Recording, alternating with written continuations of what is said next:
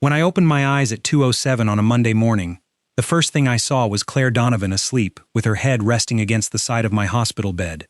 For a few seconds I thought the pain medication had invented her.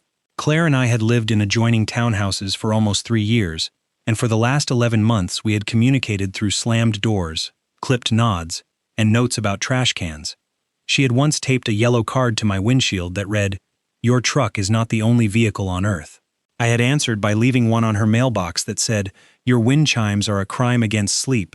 Yet there she was, wearing the same green sweater she had worn when I left for work on Friday, her dark hair falling loose from a knot, a visitor badge stuck crookedly to her shoulder. 2 empty coffee cups stood beside a stack of insurance forms. Her hand was curled around the metal bed rail as if she had fallen asleep, making sure I could not disappear. I tried to say her name. What came out was a rough breath. Her eyes opened immediately. For one frightened second, she looked at me with no defenses at all. Then she sat up so fast, the chair legs scraped the floor. "Daniel?" I had never heard my name sound like a prayer before. If you have ever mistaken silence for indifference, stay with me, and tell me in the comments, would you trust the person who showed up after everyone else failed to answer? 36 hours earlier, I had been certain Claire Donovan could not stand me. To be fair, I had worked hard to return the favor. We lived in Oak Park, Illinois, in 2 narrow brick townhouses that shared a driveway, a retaining wall, and apparently every source of irritation known to adults. I was 37 and worked as a project engineer for a transportation firm in downtown Chicago. Claire was 34 and handled insurance appeals for a nonprofit medical advocacy group. She could dismantle a 6-page denial letter before breakfast, but she could also spend 10 full minutes explaining why my recycling was an act of municipal sabotage. Our war had rules. We did not shout. We did not insult each other directly. We simply made our disapproval visible. If I left my truck 6 inches over the painted line, she placed an orange cone beside it. If her wind chimes kept me awake, I tied them together with a shoelace. If I forgot to bring the bins in, she lined them up in front of my garage. If she left another note on my door, I corrected its grammar in red ink and returned it. Anyone watching would have thought we hated each other. They would not have seen me spread salt across her front steps before sunrise whenever snow was forecast. They would not have seen her move my packages inside her entryway when rain started. They would not have known that the soup left outside my door when I had the flu tasted exactly like the chicken soup she had once made before we stopped speaking. I told myself those things meant nothing. She probably salted her own steps and happened to do mine. She probably protected my packages because she did not want the cardboard blowing into her yard. The soup could have come from Mrs. Alvarez across the street. It was easier to believe that than admit I still noticed when Claire came home late, when her kitchen light stayed on past midnight, or when she sat on her front steps with a mug held between both hands as if warmth were something she had to fight to keep. The Friday of the crash began with one of her notes. "Please move your truck by 7 o'clock. Contractor coming." I found it under my wiper at 6:15. I looked across the driveway and saw Claire through her kitchen window, standing in a pale blue robe, drinking coffee. She caught me looking. For half a second, neither of us turned away. Then she raised one eyebrow and pointed at my truck. I lifted the note and mouthed, "Good morning to you too." Her mouth twitched, almost a smile. Then she closed the blinds. That nearly smile stayed with me all day. My team was finishing a structural review for an overpass rehabilitation project, and a last-minute calculation kept us downtown until after 9. By the time I left, rain had started, cold and steady, turning the expressway into a ribbon of reflected headlights. At 9:43 p.m., I was driving west on I-290 when a white delivery van 2 lanes over swerved around a stopped car. The van clipped a pickup. The pickup spun. I remember red taillights turning sideways. I remember braking and feeling nothing happen fast enough. Then metal folded around me. The next pieces exist in my mind like photographs dropped out of order. Glass suspended in the air. The dashboard pressed against my knees. A stranger shouting that an ambulance was coming. Rain touching my face through the broken window. I remember trying to reach my phone and finding only fragments of black plastic on the floor. I remember thinking, absurdly, that Claire's contractor would probably block the driveway in the morning. Then everything went dark. The police found my wallet under the passenger seat. My driver's license listed my home address, but my emergency contact card was years out of date. The number belonged to my ex-wife, Rachel, who had changed it after moving to Wisconsin. My father's phone went straight to voicemail. My younger brother was camping somewhere in Michigan with no service. At 11:18, an Oak Park police officer knocked on my door. Claire later told me she heard the pounding through the shared wall. She waited at first, assuming I had locked myself out again. When the officer knocked a second time and called my name, she stepped onto her porch. "Daniel isn't home," she said. The officer asked if she knew how to reach my family. Claire could have said no. Technically, it was the truth. She had never met my father or brother. Rachel's old number was the only one Claire had ever seen, back when we still spoke. Instead, she asked, why? The officer told her there had been a serious crash and that I had been taken to St. Catherine Medical Center in Maywood. He could not give her details, only that the hospital needed someone who knew me. Claire went inside, changed clothes, grabbed her purse, and drove through the rain. At the hospital, no one would tell her much, because she was not family. She stood at the admissions desk and said, "Then tell me what he needs from home."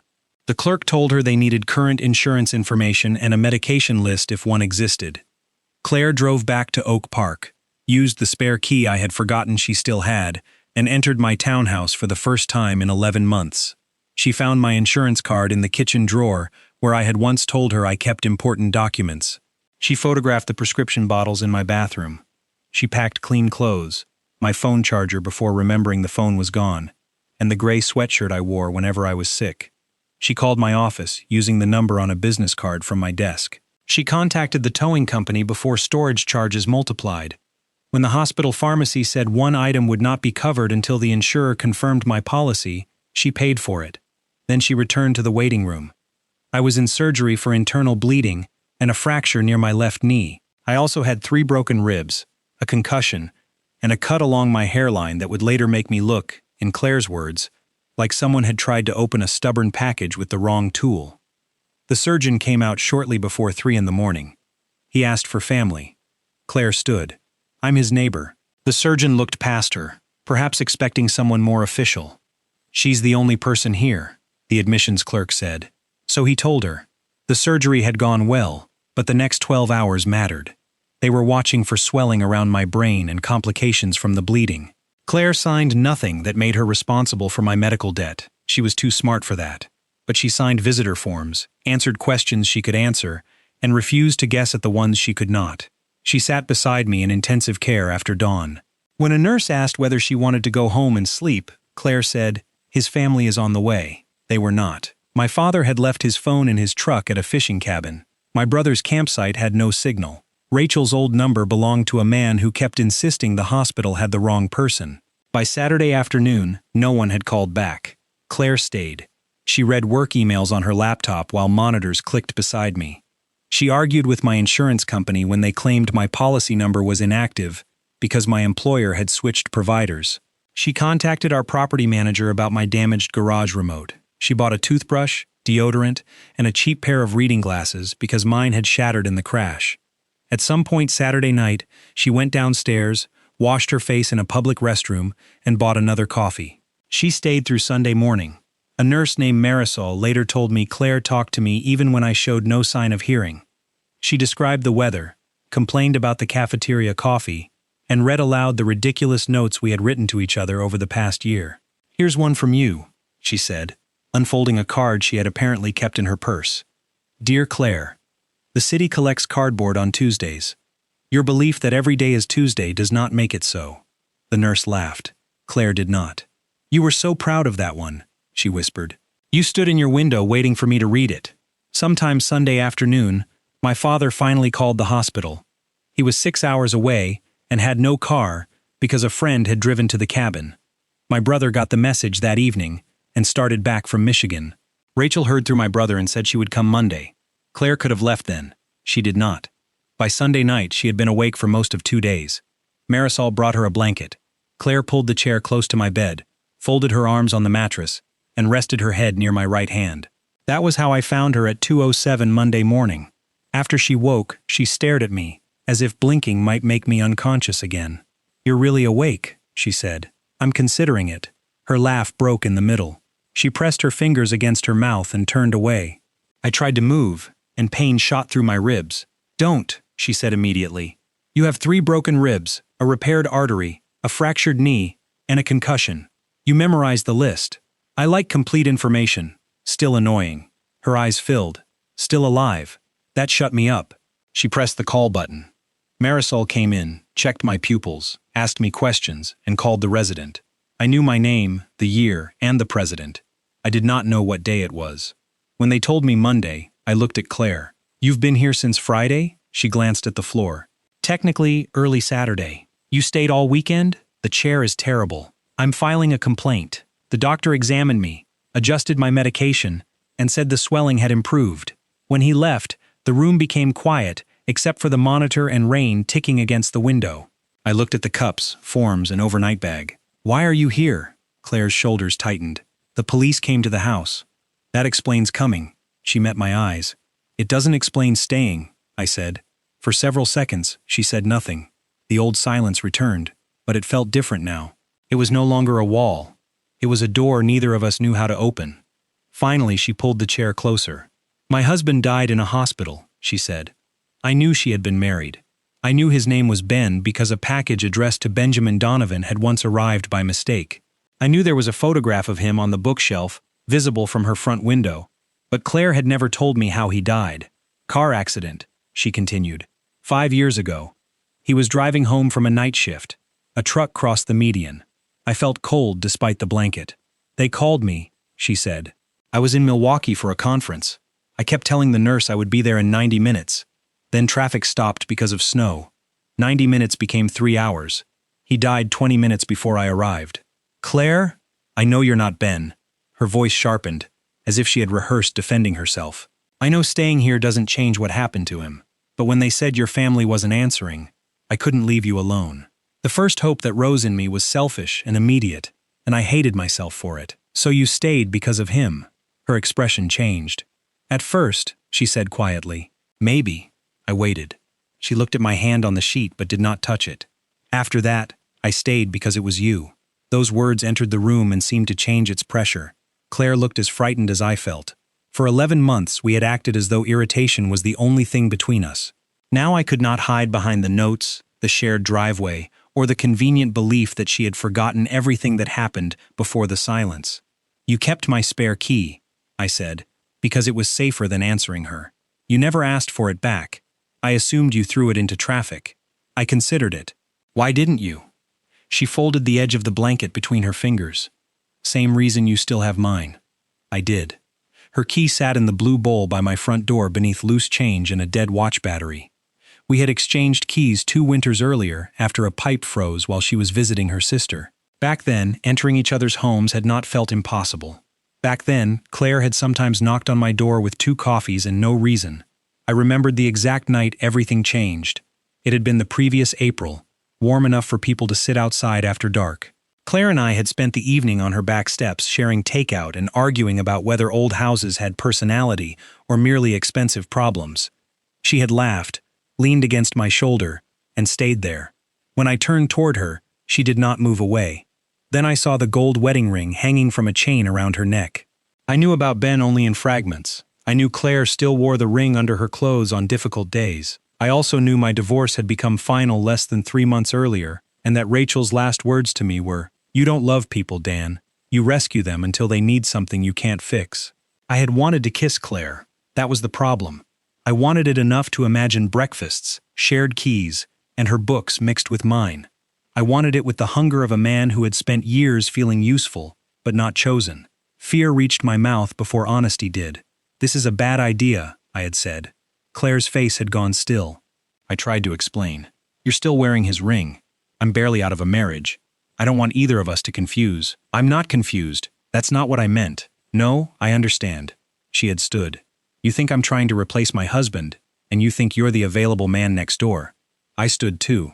"Claire, no." She opened the back door. "Good night, Daniel." The following morning, I found a notice from the Homeowners Association beneath my windshield wiper.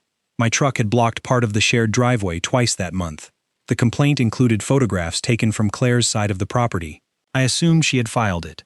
Still raw from the night before, I crossed the driveway and held the notice up when she opened her door. "You couldn't just talk to me?" Her eyes flashed. "You made it clear talking was a bad idea. So this is how you want to do things?" You parked across my side. "For 20 minutes. I had a home care van trying to pick up my aunt. I had not known that. You could have knocked. You could have noticed someone besides yourself. The accusation landed exactly where Rachel's had. I answered with the cruel precision of a wounded man. At least I don't make everyone around me compete with a ghost. Claire went pale. The instant I said it, I wanted to take it back. Pride kept my apology trapped behind my teeth. She removed my spare key from her ring, or so I thought, and held it toward me. Then she closed her fingers around it. "From now on," she said, "we are neighbors who mind our own business." I nodded as if that were what I wanted. Neither of us spoke for 11 months. Now, in the hospital room, I told her, "The worst thing I ever said to you was also the least true." Claire watched me carefully. "I didn't think Ben made you unavailable," I continued. "I thought he proved how much you could love someone. I was afraid you would look at me one day and realize I was a temporary place to put all that love. You decided that for me." "I did. And then you accused me of filing that complaint." "You didn't?" "No. Mr. Kessler from number 14 filed it. He photographs everyone's cars like he's collecting evidence for a federal trial." Despite the pain in my ribs, I laughed. It came out as a groan. Claire leaned forward. "Are you okay?" "No. Kessler ruined my life." A small smile appeared. I stared at it. "Why were the photos taken from your side?" "He stood in my yard. I told him to stop. Then I appealed the fine because the paint marking the driveway was faded." "You appealed it? You never got charged, did you?" I had assumed the HOA dropped it after my angry email. Claire shook her head. "You were very busy hating me. You lined my bins up in front of my garage. They were rolling into the street. You left cones beside my truck. You drive like lane markings or personal suggestions. You wrote 12 notes about my recycling. 4 of those were about compost." I smiled until my ribs objected. Then her face softened. "The soup was from me. I knew it." "No, you didn't." I suspected. "You thanked Mrs. Alvarez. She accepted the credit. She accepts credit for everything. Last Christmas she thanked me for praising a pie she bought at Costco." We fell quiet again, but this silence held warmth. I told Claire about the salt on her steps. She admitted she had known because I always spread too much. I confessed to replacing the loose screw in her porch rail. She told me she had brought my packages in for months, including one marked live insects that she still had questions about. "Fishing bait," I said. I preferred imagining a secret criminal enterprise. At 4 in the morning, the jokes ran out, and the truth returned. Claire told me she had worn Ben's ring that night because April 9th was the anniversary of his death. She had not expected me to know. She had leaned against me because, for the first time in years, grief had not been the largest thing in the room. I told her Rachel's accusation had made me afraid that kindness was only another form of control. During my marriage, I had solved every practical problem and ignored every emotional one. By the time Rachel left, I knew how to repair the furnace, refinance the house, and organize a move. I did not know how to ask her whether she was lonely. "I didn't want to do that to you," I said. "So you chose not to do anything at all?" "Yes. That was remarkably stupid. I had a head injury before the crash. It was just undiagnosed." She laughed again, then wiped at her eyes. At 5:30, the eastern sky began to lighten behind the hospital buildings. Claire looked exhausted, stripped of all the sharp edges she used to protect herself. "What happens now?" I asked. She looked toward the window. "You heal." "I meant us." Her gaze returned to mine. Before she could answer, the door opened and a nurse wheeled in equipment for morning rounds. The moment broke, but not completely. Claire stood and moved her chair away. As she did, her hand brushed mine. She could have pulled back. Instead, she let her fingers rest over mine for one quiet second. "Start with healing," she said. By noon, my father arrived looking 20 years older than he had 3 days earlier. He hugged me carefully, apologized until I asked him to stop, and thanked Claire with both hands wrapped around hers. My brother came an hour later, still smelling like campfire smoke. Rachel arrived from Wisconsin near dinner with her 15-year-old daughter, Sophie, who had been my stepdaughter for 7 years and still called me whenever algebra became unbearable. The room filled with people who loved me. Claire disappeared. At first I assumed she had gone for coffee. Then I noticed her overnight bag was gone, and the insurance folders had been arranged neatly beside my bed. On top lay a handwritten list of claim numbers, contact names, and deadlines. At the bottom she had written, "Your family is here. Try not to argue with the nurses." No signature. None was needed. I called her that evening from my father's phone. She did not answer. The next morning I tried again. She finally picked up after 4 rings. "How are you feeling?" Like I lost a fight with a bridge. Technically a median barrier. You left. Your family arrived. That wasn't an answer. A pause. You needed rest, she said. I woke up and you were gone. You spent almost a year making that the preferred arrangement. There was no anger in her voice, which made the words hurt more. Before I could respond, a physical therapist entered. Claire said she had to work and ended the call. For the next 4 days, my life became an exhausting sequence of breathing exercises, pain medication, neurological checks, and attempts to bend my left knee. Claire texted once each morning. Any dizziness? Did the adjuster call? Make them document the numbness in your foot. The messages were practical. I answered with jokes. She responded with punctuation. On Friday, the doctor cleared me to go home, but only if someone stayed with me for the first 48 hours. My father offered, but his back made the stairs difficult. My brother had already missed work. Rachel offered to take me to Wisconsin, which would have meant sleeping on a couch and turning my recovery into a family negotiation. Claire appeared in the doorway while we were still discussing it. She wore black pants, a cream coat, and the expression of someone arriving to correct an administrative failure. I can stay, she said. Rachel looked from her to me. Sophie smiled so broadly that I immediately distrusted her. Claire raised a hand. This is not a romantic declaration. I live 6 feet away. I work from home on Mondays, and Daniel's father should not destroy his back carrying soup upstairs. My father nodded. I like her. You met her once, I said. That was enough. Claire drove me home in my truck, which had been recovered from the company garage before anyone told me it was beyond repair. She had borrowed Mrs. Alvarez's SUV instead. Every pothole reminded me that ribs were involved in breathing, laughing, and existing. When we reached the driveway, I saw a temporary ramp over my front step, a shower chair visible through the open door, and groceries stacked on the kitchen counter. You did all this? I asked. The hospital's discharge planner helped. Claire, she gripped the steering wheel. You needed it. There were 2 moving boxes in the back of the SUV behind my bag. One was labeled Seattle, office. The other said books. I stared at them. Claire followed my gaze and became very still. What are those? Boxes. I still have a concussion, not a complete loss of object recognition. She switched off the engine. I accepted a job in Seattle. The words hurt more cleanly than any injury. When? 3 weeks ago. You're moving? In 12 days. I looked at our adjoining houses, at the shared driveway where we had spent almost a year pretending not to care whether the other came home. You were going to leave without telling me. Her jaw tightened. We did not speak. You could have left a note. You love notes. That's not fair. No. Fair would have been hearing it before I saw your life packed in Mrs. Alvarez's car. Claire turned toward me. What exactly did you expect me to do, Daniel? Knock on your door and say, hello? I know we avoid eye contact, but I thought you should know I'm moving 2,000 miles away. Yes. Why? The answer rose too quickly. Because the thought of your kitchen light going dark makes my chest hurt in a place the doctors cannot fix. I did not say it. Claire gave a tired, bitter smile. That's what I thought. She helped me inside, settled me on the couch, and placed my medication schedule on the table.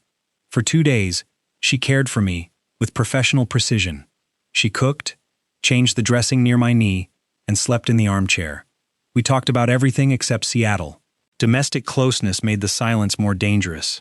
I learned she hummed when measuring ingredients. She learned I hated asking for help so much that I would risk falling to reach a glass. We watched an old detective movie and argued about the killer. At midnight, I woke to find her checking whether I was breathing. I'm not going anywhere tonight, I whispered. She looked away. Good. On Sunday, Rachel brought Sophie to visit. Claire was in the kitchen when Sophie threw her arms around me and started crying. Rachel sat beside me and said they were considering moving back to the Chicago area. Sophie wanted me involved in school, college applications, all the ordinary things divorce had made complicated. I'm not asking us to try again, Rachel said. I know that chapter is over, but you're still her family. I want that, I said. From the kitchen came the sound of a cabinet closing. Claire emerged with her coat on. I should go pack. You don't have to leave, I said. She looked at Rachel and Sophie, then back at me. Yes, I do. That evening, I crossed the shared driveway on crutches and knocked on Claire's door. She opened it only halfway. Behind her, boxes covered the living room. You heard part of a conversation, I said. I heard enough. No, you heard that Sophie needs me. She does. Rachel and I are not getting back together. Claire's eyes flickered. You don't owe me an explanation. I'm trying to give you one anyway.